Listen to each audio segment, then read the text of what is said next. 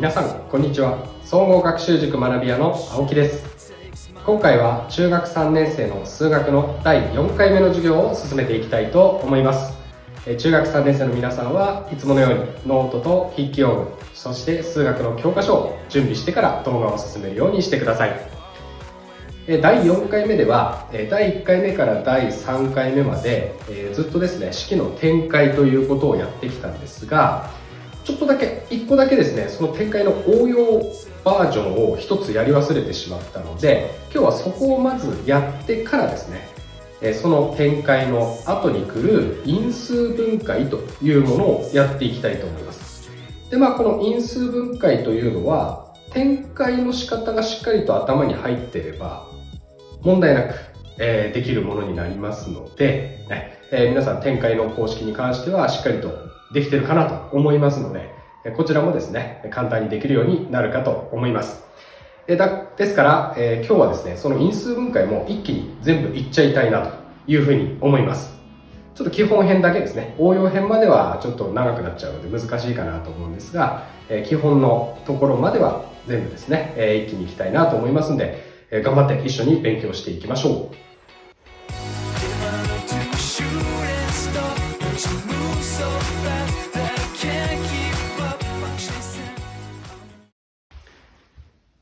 はい、それでは早速授業の方を進めていきたいと思います。まずはですね、先ほど言ったように、式の展開ずっとパート1からパート3までやってきたんですけど、その一つだけ忘れてたですね、応用バージョンをやりたいと思います。で、ここに書いてるんですけど、置き換えを使った展開というものをやります。で、今ですね、例題として括弧1と括弧2の、式を書きましたので、今からですね、これを展開していきます。この置き換えというものを使ってね、展開していくんですけど、まず皆さんこの式写してください。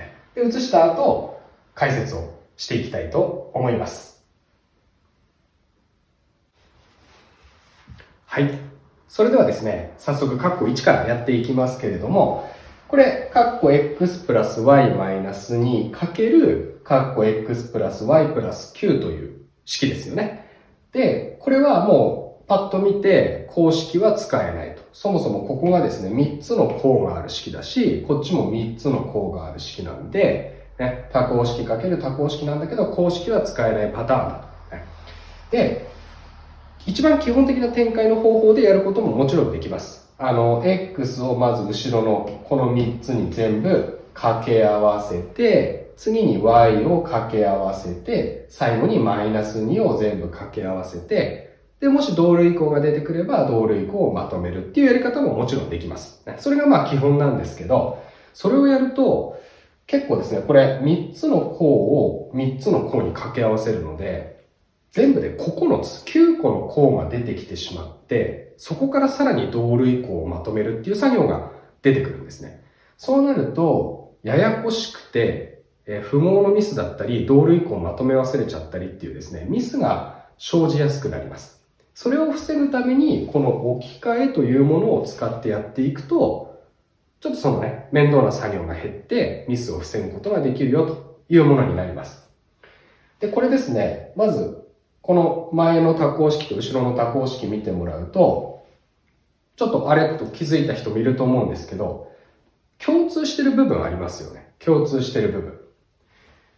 もう皆さんね、分かったと思うんですけど、x プラス y。x プラス y。これ前の多項式にも後ろの多項式にも、x プラス y という共通してる部分があるわけですよ。で、こういう共通してる部分があるときに、便利なのがこの置き換えという方法になります。で、これ何をやるかというとですね、まずこの x プラス y の共通している部分を一つの文字で置き換えちゃうんですよ。同じ文字で。で、よく使う文字が大文字の A になります。アルファベット。だからですね、ここを一旦ですね、大文字の A に置き換えて式を書き直してみるんですね。そうするとどういう式になるかというと、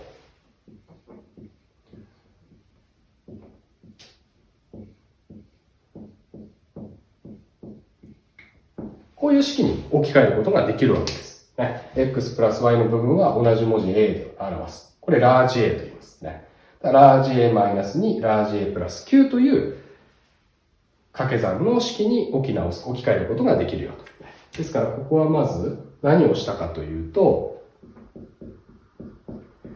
共通部分を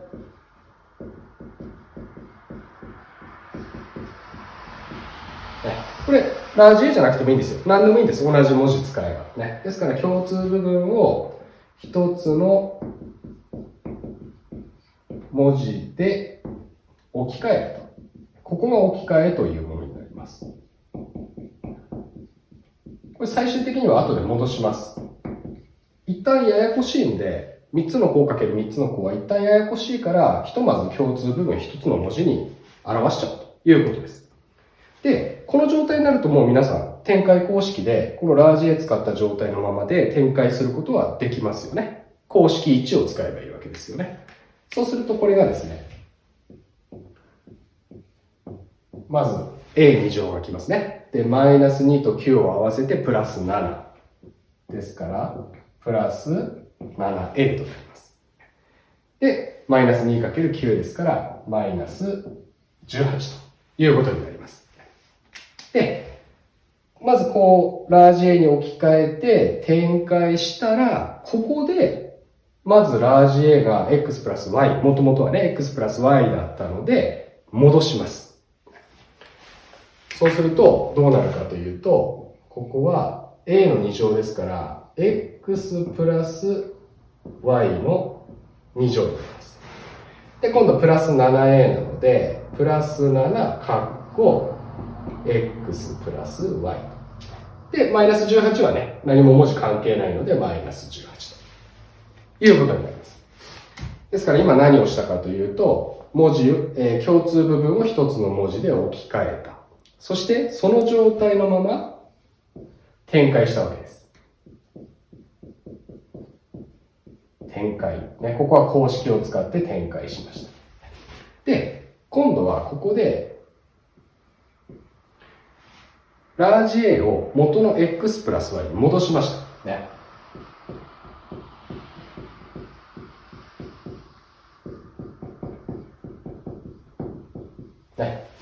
A を x プラス y に戻すと。で、ここからさらにまたこの x プラス y の2乗とか7カッコ x プラス y っていう部分を展開公式で展開したり、分配法則で展開したりというふうにして最終的な式を出していくということになります。ですから、これまず展開公式でいきますよ。そうすると、x2 乗プラス 2xy プラス y2 乗。まずこれが今、この部分を展開した。で、今度はここは分配法則ですよね。と、7x プラス 7y。で、マイナス18はそのままですから、マイナス18ということになります。ということで、この括弧1の式を展開すると、最終的にこうなると、いうことになります。これが答えです。で、見てもらうと、同類項ないですよね。これ以上計算できる同類項は出てきません。というふうにですね、置き換えを一旦使って、式を展開して、そこから元のものにその置き換えた文字を戻してやって、さらに展開すると。こうするとですね、手間は確かに多いんですけど、この最終的な式の形が、同類項が出てこなくてですね、これで終わるという形で出てくるので、ミスを防げると。すっきりした形で展開していけるということになりますね。で、ここちょっともう一つですね。最後もまた展開ですね。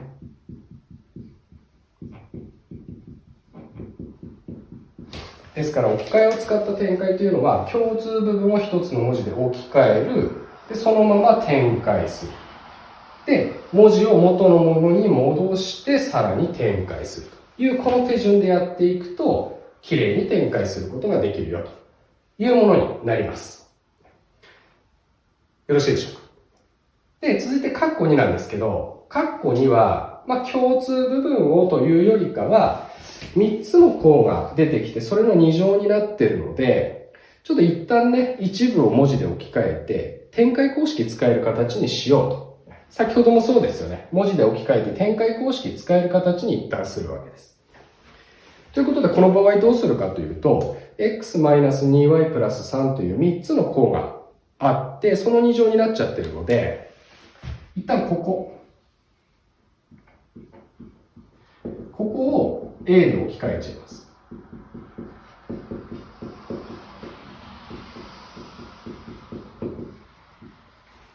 はい。そうすると、どういう式に置き換えられるかというと、a プラス3の2乗というふうに置き換えられるわけですね。x-2y の部分を a にしただけです。ラージ A ですね。で、ここから先ほどと同じように、このラージ A 使った状態のまま展開していきます。そうすると、a2 乗プラス、これは展開公式2ですから、3を2倍して 6a。で、最後は3を2乗して9と。こうなりますね。で、こうなったら、先ほどと同じように、元の、ラージ A を元の x-2y に戻します。そうすると、x-2y の2乗。これが a の2乗の部分ですね。で、プラス6カッコ x-2y で、プラス9ということになります。こちらとやってること同じです。置き換える。で、置き換えた式を展開する。で、展開したら元に戻す。で、さらにここからまた最後展開していく。ということになります。そうすると、ここまず展開します。失礼しました。これは xy ですね。xy プラス 4y2 乗。で、ここは分配法則します。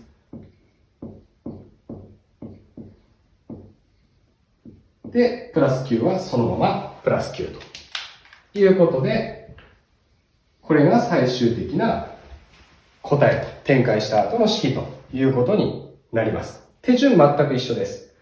ここは共通部分ではないですけど、一部を A で置き換えると。厳密に言うとね、これもこの式を2つ並んで掛け合わせてるわけですから、共通部分なんですけど、前の文字2つの部分を A で置き換えた方が分かりやすいかなと思いますんで、ここを置き換えてると。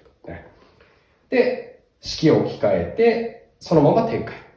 で、展開したら元に戻して、さらに展開ということになります。先ほどと同じようにもうこれ以上同類項をまとめられるものは出てこないので、項が6つになってますよね。本来全部掛け合わせると、こっちもそうですけど、9つ、9個の項が出てくるんですけど、そこからやっぱり同類項をまとめて、この6個の項になるわけです。それがここは一発で6個の項で出てきますよ、ということになります。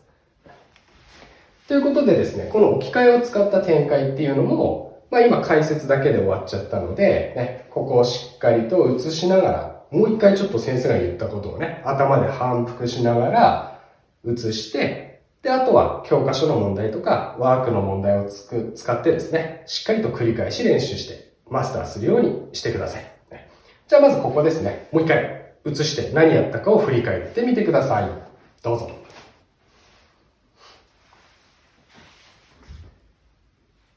はい。それではですね、展開の応用バージョンも理解できたでしょうか？ここからはですね、展開は一段落ということで、その次の先ほどタイトルで申し上げた因数分解とね、いうものに入っていきたいと思います。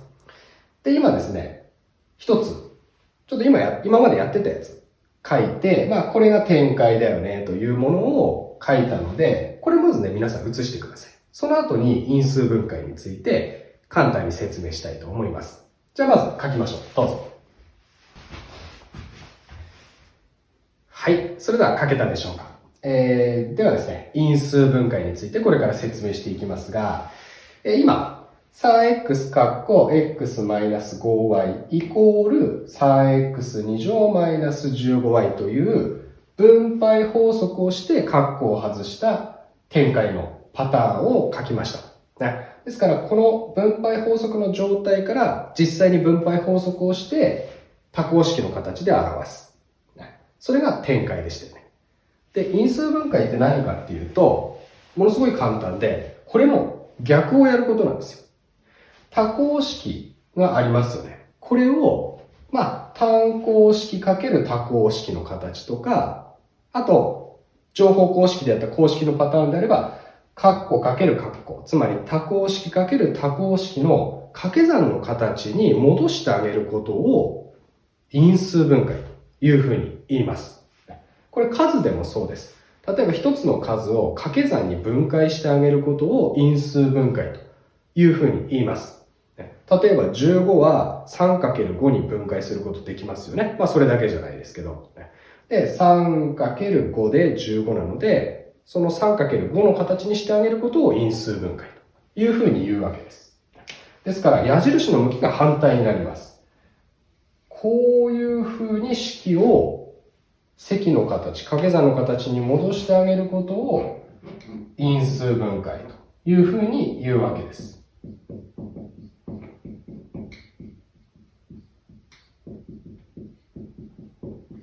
ですから、展開の反対をやってあげるのが因数分解だよというふうに覚えてもらっていいです。掛け算の形に表すということになるんですけども、今からこのやり方をですね、これ、まずやった分配法則で展開したものを逆に元の形に戻すっていうこと。これが一つ目、基本になる因数分解になります。で、その後は、公式3つやりましたよね、この展開の公式。あれの逆をやっていきます。展開された状態の式を展開する前の括弧かける括弧とか、括弧の2乗の形に戻すという方法をですね、これから勉強していきますんで、逆をやるだけなのでね、やり方分かってしまえばすごく簡単です。ですからしっかりとね、理解するようにしていきましょう。はい。それではですね、早速因数分解やっていきますが、最初にやるのは公式を使わない先ほどやったですね、分配法則の逆。分配法則をする前の形に戻してやるという作業になります。でですね、これちょっと言葉を覚えてほしいんですけど、ここにくくり出しの因数分解と書いてます。でこのくくり出しって何だというのを今からですね、例題2つ使って解説していきますので、まずはこのタイトルと例題を皆さん写してくださいね。それから解説を聞くようにしてください。じゃあどうぞ写しましょう。はい。それでは早速ですね、やっていきたいと思います。で、これをですね、どうやってこの分配法則をする前の括弧でくくった状態にしてあげるかということなんですけど、これすごい簡単で、この 5x2 乗、5x2 乗とプラス 10xy。これに共通している数と文字を括弧の外に引っ張り出してあげます。で、この引っ張り出してあげることをくくり出すという言い方をします。ですから、どういうことかというと、まずですね、数から考えますよ。5と10ですよね。これって、両方とも5で割れますよね。というふうに、両方とも共通して割れる数をまず探すわけです。だから、共通して割れる数。それから、文字を見ると、こっちには x が2つ。で、こっちには x と y が1個ずつ入ってますよね。ということは、両方から取り出せるのは x1 つずつですよね。こっちからも x1 個引っ張り出せるし、こっちからも x1 個引っ張り出すということができるわけです。で、こっち2個あるんだから2個引っ張り出したらいいじゃないっていうふうに思うかもしれないんですけど、こっちには1個しかないので、同じ数ずつしか文字は引っ張り出せません。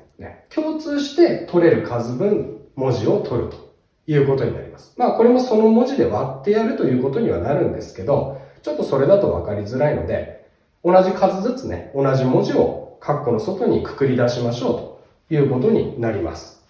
ですからちょっと書きますが、共通して割れる数ですね。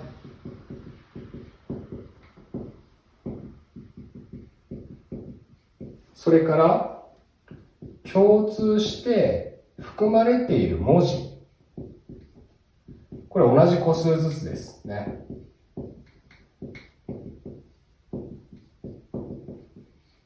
これをですね、くくり出すわけですよ。ということは、今、両方5で割れるって言いましたよね。ですから、数でくくり出せるのは5です。で、x が1個ずつ入ってるんで、x も1個ずつは取り出せるんで、x と。つまり、この2つから共通してくくり出せるのは 5x ということになります。で、5x を括弧の外にこうやってくくり出すわけです。ですから、これをここにくくり出すということになるわけです。じゃあ、括弧の中に何が入るのって言ったらですね、これを5で割った残りの数、それからここから x を一つ取り出した残っているものがこの括弧に残ります。ということは、ここから 5x を取ってるわけですから、残るのは x 一つだけですよね。数は5で割って1しか残らないので、1は省きますから、ですからこっちに残るのは x です。で、こちらから 5x を引っ張り出した、くくり出したわけですから、残るのは数は2、で、文字は y ですよね。ですから、こういう風になるわけです。で、皆さんちょっと確認してもらいたいんですけど、これ、実際に分配法則すると 5x2 乗。こっちは5に 12xy ですから 10xy っていうふうに分配法則しっかりするとこっちの式になりますよね。というふうにしてやるのがくくり出しの因数分解ということになります。ですから共通して割れる数、それから共通して含まれている文字を同じ数ずつ引っ張り出す。くくり出すですね。ということになります。で、残ったものが括弧に入るもの。いうことになります。じゃあですね、皆さんちょっとこの説明聞いて理解できたかどうか、下の項が3つの式でやってみてください。これ、共通して割れる数と、共通して引っ張り出せる文字。同じ数ずつですよ。こっちから2個、こっちから1個っていうわけにはいかないので、A を、1個ずつ引っ張り出せるなら1個ずつ引っ張り出す。というふうにして、同じようにやってみてください。で、括弧の中には、3つの項が入ることになるわけですね。割った残りですね。くくり出した残りが括弧に残るよということになります。じゃあ皆さんね、ちょっとやってみましょう。一旦ここまで移して。じゃあどうぞやってみてください。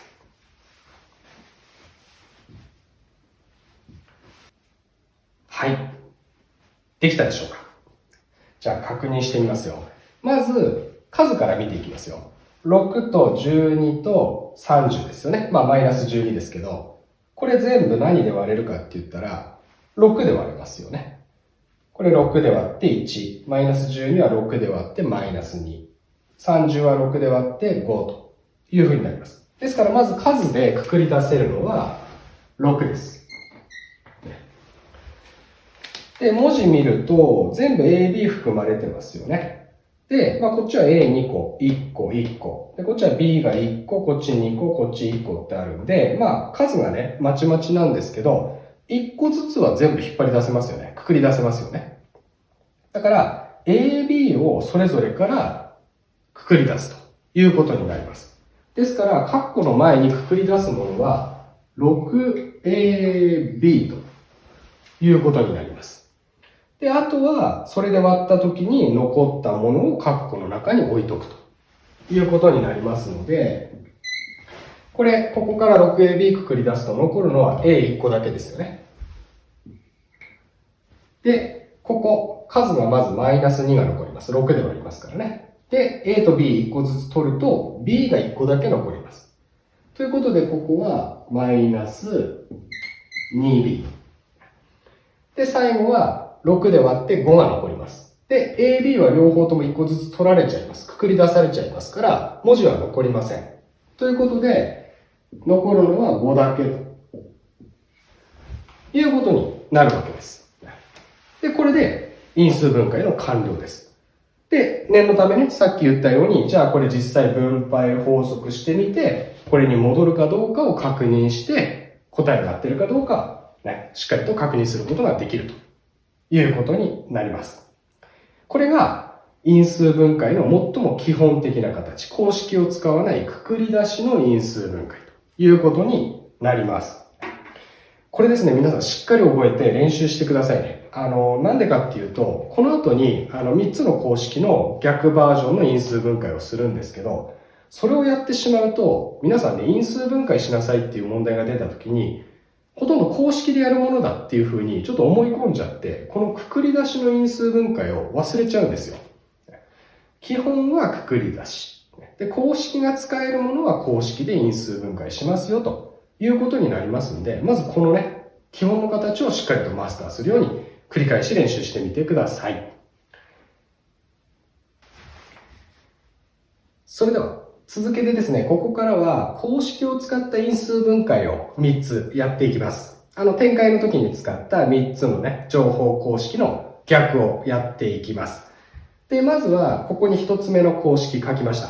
これ、展開の時使った乗法公式の逆ですね。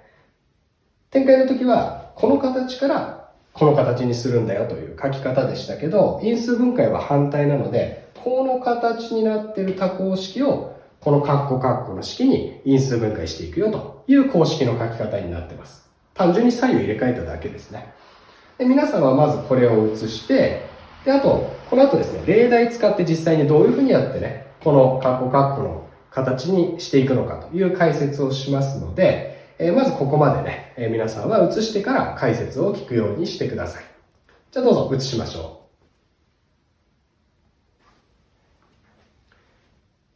う。はい、しっかり写したでしょうか。では、やり方説明していきます。で、このカッコカッコのね、形に因数分解するときに何が分かればいいかというと、ここのプラス A とプラス B のところにどんな数が来るかっていうのが分かれば、この因数分解は完成しますよね。まあ、x2 乗の場合は前はもう x と x っていうふうにすぐ決まるわけですから、後ろの a と b の数が何なのかが分かればいいと。で、これをどうやって見つけていくかっていう話なんですけど、ここですね。足した数が真ん中に来ますよね。展開したときは。で、かけた数が後ろに来ますよね。これを利用して考えていきます。どういうことかというと、この A と B の組み合わせの見つけ方は、まず、これが A と B をかけて12になっているわけです。それから、ここの真ん中のプラス7っていうのは、A と B を足して7になっているわけですよね。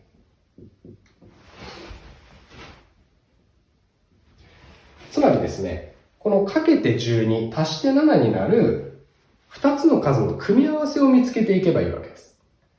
で、これですね、考え方なんですけど、まずこっち先に考えます。かけて12になる数を最初に考えた方が、数の組み合わせを限定しやすいですね。かけて12になる組み合わせって限られてますからね。足して7を考えていくと、結構、いくらでも出せちゃうわけですよ。足して7の数はね。ですから、かけて12をまずは考えていくと。ね。そうすると、かけて12になる数の組み合わせって、1×12、2×6、3×4。それから、それに両方マイナスをつけたマイナス 1× マイナス12、マイナス 2× マイナス6、マイナス 3× マイナス4と。この組み合わせしかないわけですよね。で、その中でですよ、その中で足して7になる数の組み合わせということを、さらにここで最終的に限定していくわけです。そうすると、かけて12で足してプラス7になる数の組み合わせは3と4ということになるわけですよね。3、4、12、3たす4は7ということになります。ですから、これを、ね、どちらも満たす数の組み合わせと。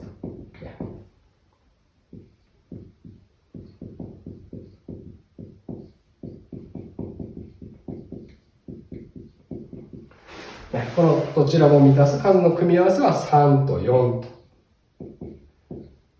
ということになるわけです。つまりこの3と4はここの A と B の組み合わせになってるんですよということが分かったわけですよ。ここまで分かればもう因数分解は完成です。ここが3と4なわけですから、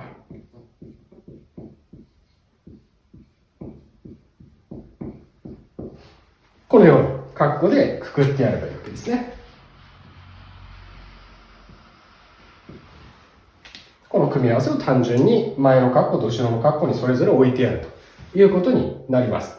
で、この順番は別にどっちでもいいですよ。x プラス4が先に来て x プラス3が後ろでも全く問題ありません。どっちでもいいです。ね、とにかくこの3と4の組み合わせだということが分かればいいわけです。ですから、この公式を使った因数分解の一つ目の公式は、かけて後ろの数、足して真ん中の数になる2つの数の組み合わせを見つけましょうということが全てになります。ということで、これを踏まえて、皆さんここまでね、もう一回振り返りながら、解説を振り返りながら移して、下の、今度 a 2乗になってるんでね、ここ x じゃなくて a に変わりますけど、やり方は一緒ですね。かけてマイナス10、足してマイナス3になる組み合わせを考えるということになりますので、やってみましょう。ね、まずは解説聞く前に。かけてマイナスなんで、これ、プラスかけるマイナスじゃないとマイナスにならないですからね。そこを注意しましょう。その上で足してマイナス3になる2つの組み合わせを考えるようにしてください。じゃあまずこっち移して下の式やってみましょう。どうぞ。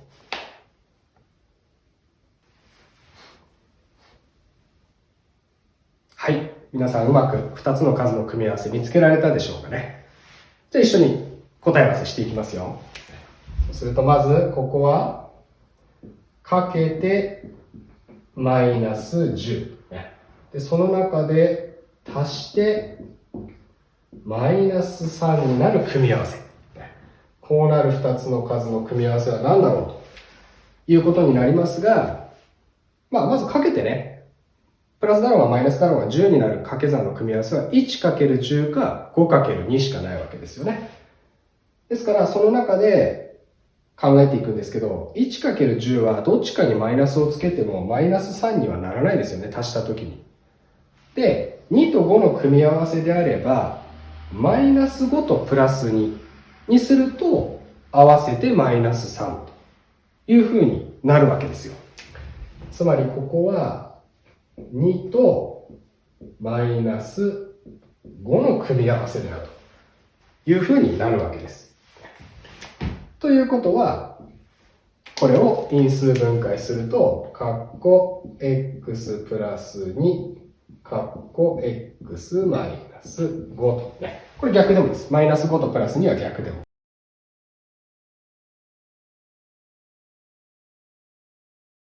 全く問題ありません。あ、すいません。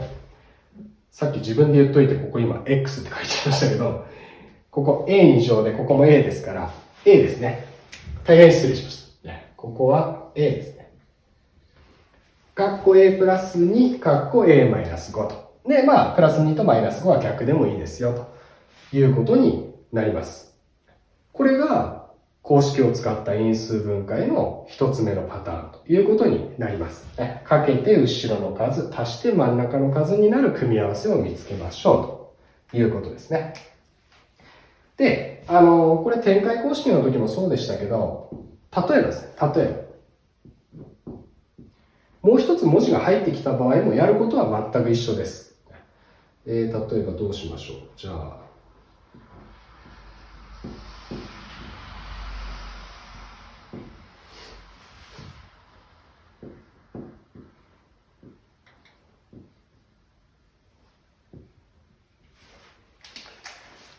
これ皆さんちょっとやってみましょうか。ね、こっちの答え合わせ終わった人は、こちらの式を移して、これも全く同じですよ。ね、数でまずは考えていきますからね。かけてプラス42、足してマイナス13と、ね。この組み合わせを見つけて、ただし、y という文字が入ってきているので、この後ろのね、数にも文字が y が入ってきますよというだけの違いになりますんで、ちょっとこれもやってみましょう。練習なんでね。どうぞ、やってみてください。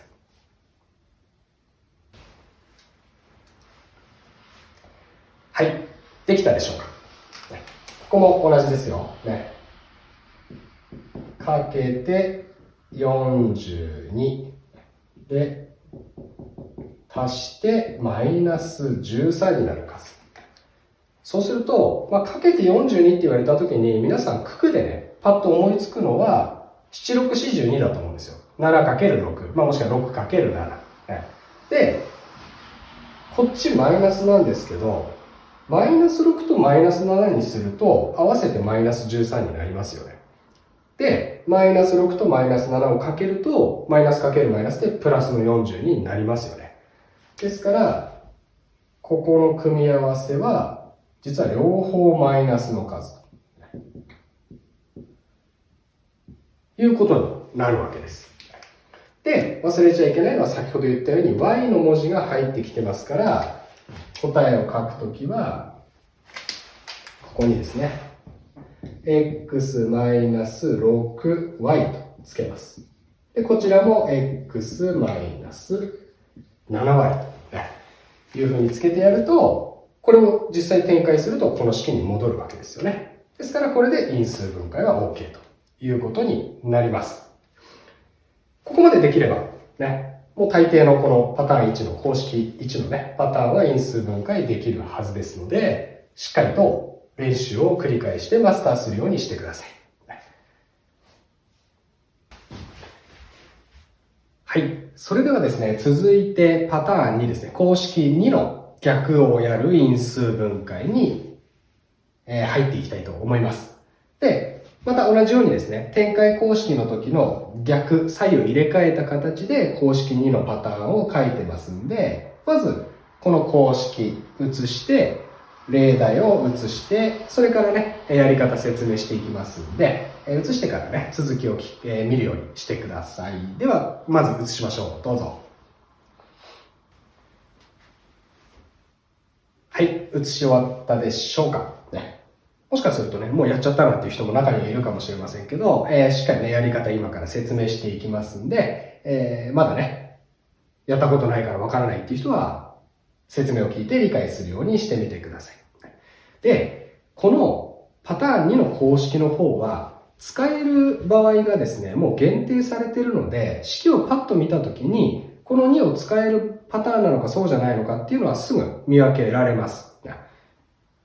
使えない場合はすぐパッと見分けられるということですね。使えるかどうかはですね、その条件、プラスもう一つの条件をクリアしなきゃいけないので、今それ説明していきますけど、まず一つ目の条件何かっていうと、この後ろの数がですね、同じ数を掛け合わせた a の2乗というものになってなきゃいけない。簡単に言うと何かの数の2乗の数になってないと、このパターンは使えないよということになります。で、さらに、そうなってた場合は、次にこちらを確認します。この真ん中がですね、プラス 2a ってなってますよね。これは何かっていうと、展開公式の時ね、やりましたけど、a の2倍の数になってるってことです。つまり、後ろが何かの数の2乗になってて、真ん中がその数の2倍になってたら、もうこの因数分解ということになるわけです。ですから、ちょっと今から例題で実際に見ていきますけど、ね。まず、括弧1見るとですね、x2 乗プラス 8x プラス16ってことになってますよね。この16ってある数の2乗ですよね。皆さんわかりますか？何の2乗か。これは4の2乗、またはマイナス4の2乗です。四子16ですよね。だから 4×4、またはマイナス 4× マイナス4になっているわけです。ですから、まずここで、この展開を使う条件は、まず一つ目はクリアしているわけですよ。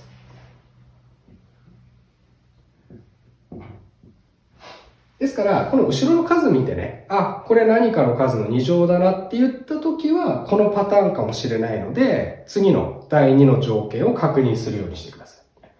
で、真ん中見ると8ですよね。で、この8っていうのは、4の2倍ですよね。つまり、後ろが a の2乗で真ん中が a の2倍になっていればこれ使えるわけですから、後ろが4の2乗で、こちらが4の2倍になっているわけですよね。ということはもうこの形で決まりということになります。ですから、この因数分解は、こういうことになるわけです。もしですね、ここ真ん中がマイナス 8x になってたら、これマイナス4にすればいいだけです。マイナス4の2乗も16、プラス16になるし、ここがマイナス4であれば、マイナス 4×2 でマイナス8になるわけですよね。ですから、ここの符号っていうのは、この真ん中の符号と一致してくるよということになります。とにかく後ろが2乗で真ん中が2倍というふうになっていれば、この括弧の2乗の形に因数分解してやるんだよということになります。ですから先ほども言いましたけど、後ろの数まず見てチェックです。これが何かの2乗になってたら、これかもなと思って真ん中を最終確認してみると。ただ真ん中見たときに、これが例えば4の2倍になってなかったらもうこのパターンじゃないよってことです。逆に言うとね。さっきのパターン1で考えてねということになるわけですよ。ですからそこの見極めですね。これも練習していけば慣れていきますんで、繰り返し練習するようにしてください。じゃあ今の説明を踏まえて、括弧2番、皆さんやってみましょう。まずここ答え移して、解説をしっかりと思い出しながら移して、2番でそれを確認してみるということでやってみてください。じゃあどうぞ。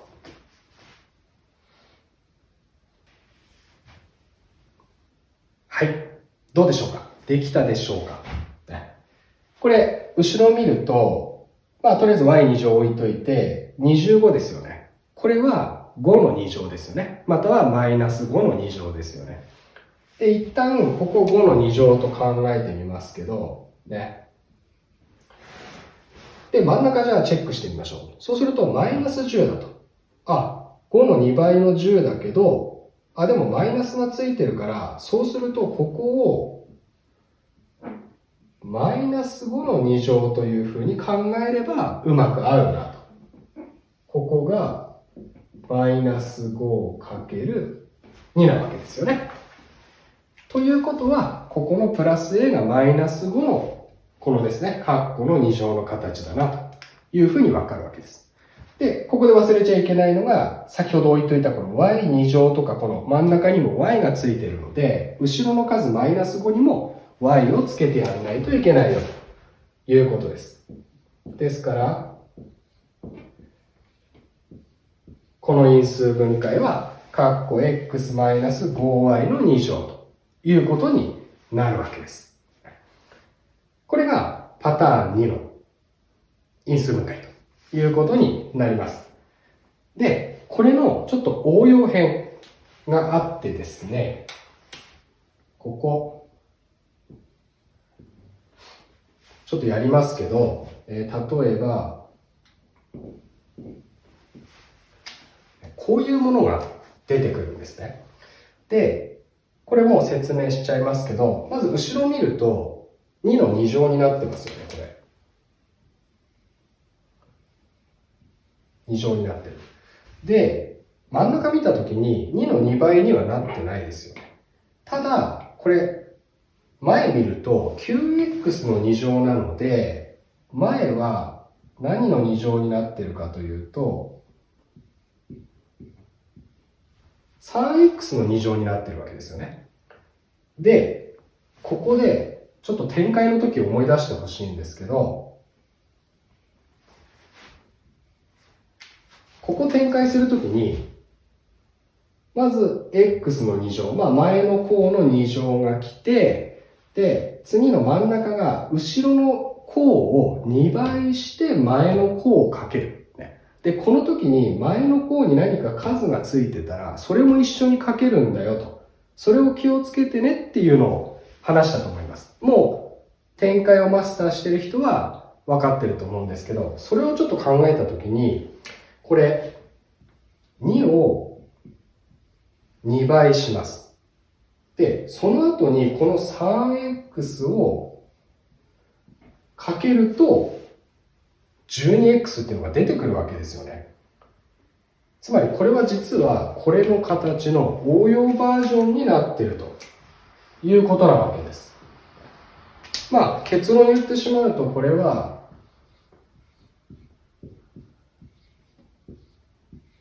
こういうことになるわけです。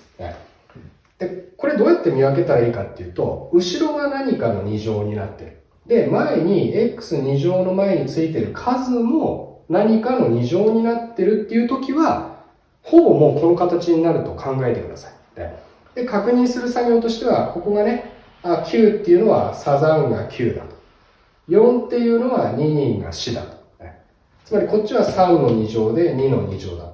で、真ん中の数を見たときに、後ろの数を2倍してから前の数をかけて、この真ん中の数になるときは、もうこれだよということになるわけです。前が何かの2乗で後ろも何かの2乗になってて、真ん中がこれの2倍にこれをかけたやつになってないっていうパターンは、先生も見たことがないので、前と後ろが何かの2乗になってたらほぼこの形だって思ってもらっていいです。ただし念のため真ん中で確認してください。という、こういうパターンも出てくるので、x2 乗の前にある数字が何かの2乗になっているときは、これをちょっと疑ってくださいねということになります。これが因数分解の、公式を利用した因数分解のパターン2ということになりますので、これもしっかり練習して、この形もね、スムーズにできるようになるまで練習してみてください。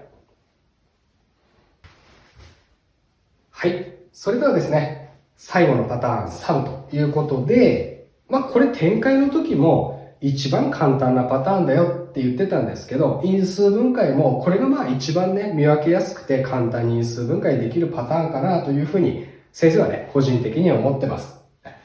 2乗引く2乗の形に、展開の場合はね、なってたやつです。これですよね。前の式と後ろの式がプラスマイナスを変えただけのね、他は全く同じ状態の式になってれば、2乗引く2乗になるんだよと。真ん中の項が消えちゃうっていう展開の時にやったパターンですね。だからその逆やります。何かの2乗引く何かの2乗になってたら、もうこのね、プラスマイナスを入れ替えただけの式が並ぶ因数分解になるよということです。で、まず公式移して、例題移して、もしね、この公式見ただけで、分かったよっていう人は、ちょっとね、もう因数分解やってみてくださいね。何の2乗引く何の2乗になってるかっていうのを、ね、こっち x の2乗だから x、ね。で、こっちはマイナス a の2乗になってるんで、プラス a とマイナス a っていうふうにその2乗の元になってる数をね、プラスとマイナスで書いてやればいいよということになりますので、それちょっと頭に置いてね、できる人はやっちゃいましょう。ね、ちょっといまいちわかんないなっていう人は、移した後にこの先のね、解説をしっかり聞いて覚えてもらえばそれでいいので、まずは皆さんやってみましょう。どうぞ。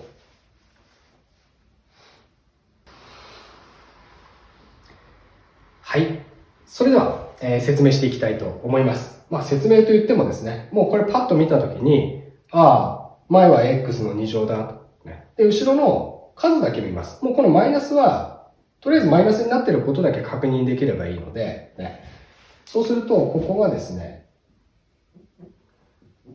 x の2乗、これはそのままなんですけど、で、ここの81が、九九81なんで9の2乗ですよね。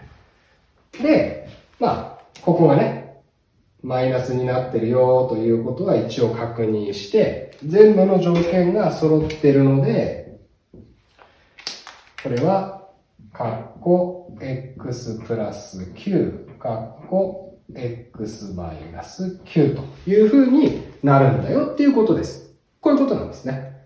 で、ちょっとよくわかんなかったけど、今この説明聞いてなんだそういうことかと。わかったよっていう人は、一旦ここで止めて、下の2つもね、同じような感じでやってみてくださいね。で、それでちゃんとやり方が自分で理解した通りで合ってるかどうかね、この先をまた聞いて確認するというふうにしてみてください。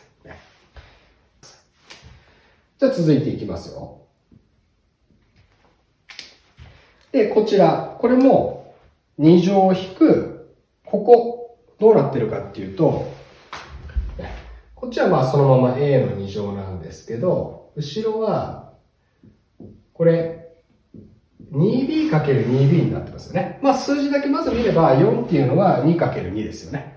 で、それに b の2乗がついてるわけですから、2b の2乗ということで、これも2乗引く2乗の形になってるわけですよね。ですからこれも同じように a プラス 2b かっこ a マイナス 2b プラスとマイナスを入れ替えただけの形ということになります。このプラスとマイナスはどっちが前でも構いません。ね、これは別にどっちが前じゃないと間違いだよとか、ね、どっちが前じゃないと正解だよっていうふうにはならないので、どっちでもいいです。で、括弧3番も行きましょう。